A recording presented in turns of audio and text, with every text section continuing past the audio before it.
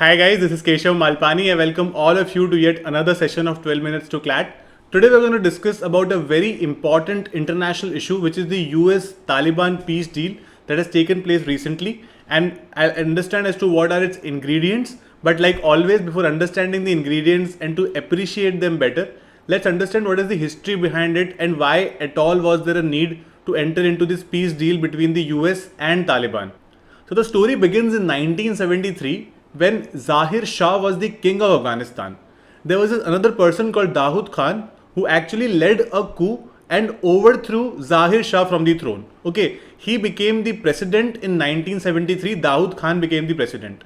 Now in 1978, 5 years after this incident, there was another very bloody coup जिसको हम कह सकते हैं, जिसमें काफी खून खराबा हुआ था, that happened between Dawood Khan, who was the president at that time, and there was this party called the People's Democratic Party of Afghanistan, PDP of Afghanistan, which was actually backed by the Soviet Union or USSR as we call it at that time. In 1978 this happened. So Dawood Khan was overthrown and now PDP has taken the throne. अब since USSR कुछ कर रहा था, US को भी कुछ obviously उनके against करना था. So there was this organization called Mujahideen at that time, which was against the PDP, which was against the government that was actually installed with collaboration with the USSR. So Pakistan as well as USA, they started funding and supporting Mujahideen. Okay, so Mujahideen conducted several attacks and all of these things happened.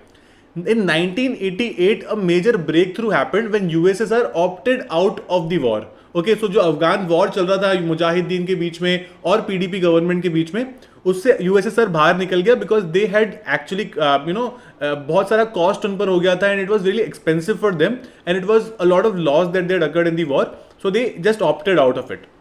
Now Mujahideen, what happened with Mujahideen is it was not a very properly managed organization. Okay, it was not properly managed in the sense कि बहुत scattered था, there was no proper system. उसमें से एक आदमी निकला जिसका नाम था मोहम्मद उमर. मोहम्मद उमर मुजाहिदीन से निकल के he started an organization of his own called Taliban. अब तालिबान में क्या हुआ, तालिबान वाज वेरी सिस्टमैटिक. ठीक है, he made it very systematic और तालिबान धीरे धीरे करके अफगानिस्तान के कुछ एरियाज ऑक्यूपाई करने लग गया. Now this happened somewhere around 1988, 89, 90s. तब Taliban came into being. So major breakthrough happened in 1996 when Taliban got attention of a lot of people, where there was this president at that time of Afghanistan called Najibullah. Najibullah was publicly executed. He was publicly executed by Taliban and Taliban established something called the Islamic Emirate of Afghanistan. ठीक है, उन्होंने उसको Islamic country बना दिया. जो पहले PDP ने उसको डेमोक्रेटिक कंट्री बनाया था, उन्होंने वापस आके उसको इस्लामिक कंट्री बना दिया. Now, what happened on 11 September 2001, all of us know, 9/11 attacks हो गए थे and the mastermind behind this was Al-Qaeda's Osama bin Laden. What Osama bin Laden के पीछे पड़ गई थी US इस particular attack के बाद, and they had some idea कि Osama bin Laden is either in Afghanistan or Pakistan. So US ने तालिबान पर अटैक बोल दिया because US को लगता था कि Taliban is also involved in this और तालिबान अल-कायदा को वहाँ पर रख रही है. Because of this Taliban had to run away because बहुत सारे यूएस सोल्जर्स आए जिन्होंने तालिबान को वहां से भगा दिया. ओके, हाउएवर वहां पर एक प्रॉपर मूवमेंट चला. US started searching for Osama bin Laden and they could not find him there at that point in time. Okay, so जो लोग भाग गए थे ना, तालिबान एक बार के लिए स्कैटर्ड हो गया. In fact US installed a government there under the president Hamid Karzai.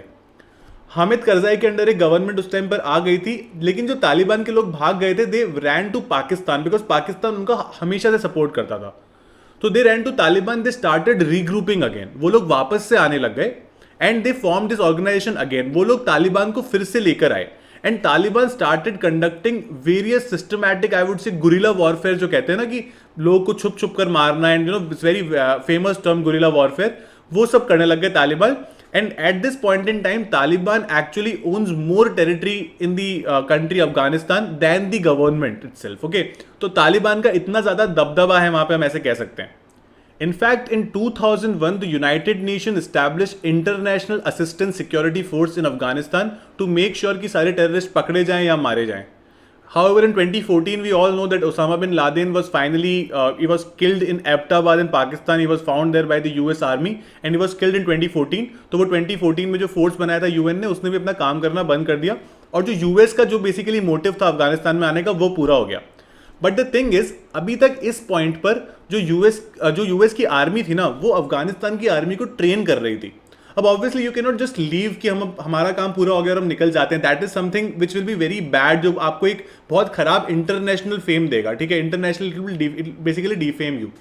Now what happened is, since the Afghanistan army was working under the US army to combat Taliban, they entered into an agreement called the Operation Resolute Support with the US army, wherein the US army will train now the Afghanistan army with new weapons and new technologies, ताकि वो खुद अपनी रक्षा कर सके और खुद अपना defence बढ़ा सकें.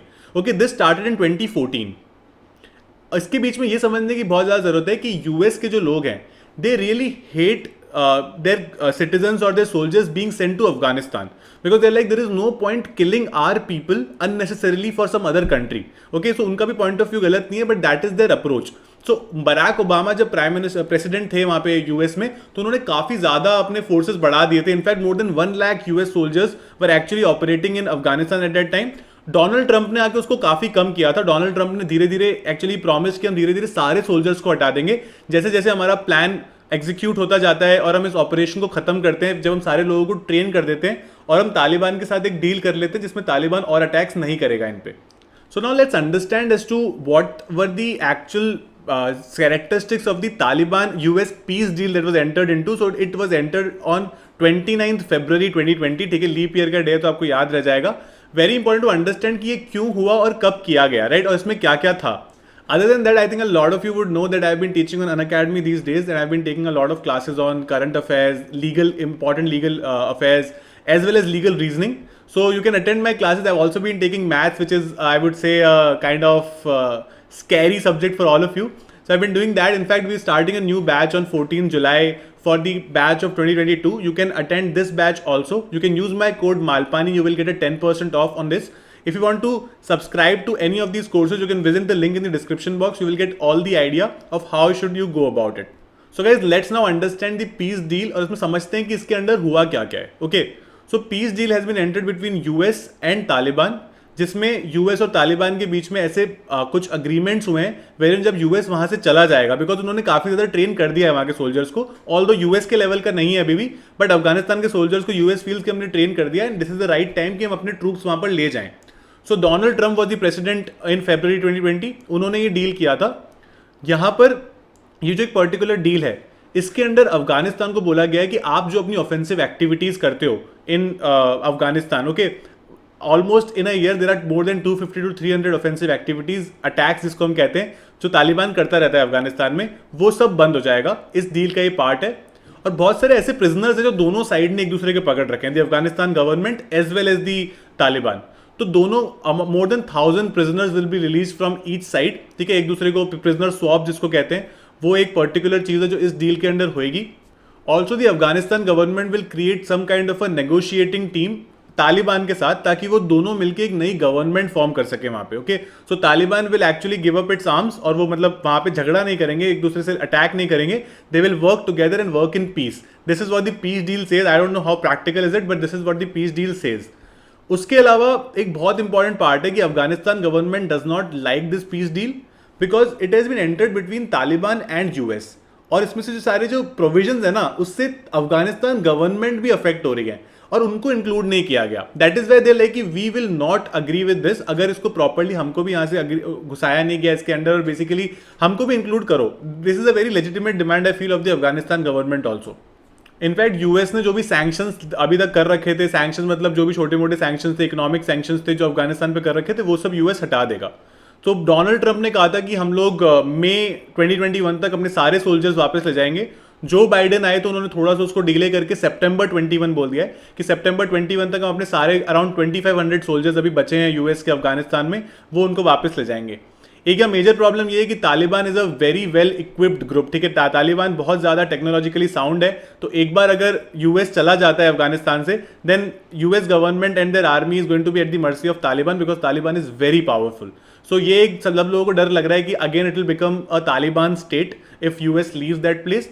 इंडिया का position is very clear. India always hates countries जो बहुत ज़्यादा आतंकवाद फैलाते हैं, and Pakistan, Afghanistan, these are I would say ये ऐसे स्टेट्स हैं जिनकी वजह से इंडिया काफ़ी ज़्यादा परेशान रहा है because of everything that has happened with India in recent past और काफ़ी टाइम तक. So India has always taken a stance against these kind of activities. So India is always in favor of this peace deal. और अगर वहाँ पर कुछ हो सकता है तो. So guys, that is it from my side. If you have any doubts, please mention in the comment box. Thank you so much for watching this session. If you like our session, subscribe to our channel, press the bell icon so don't miss any updates from us. Keep liking us and keep following us like this. Thank you so much.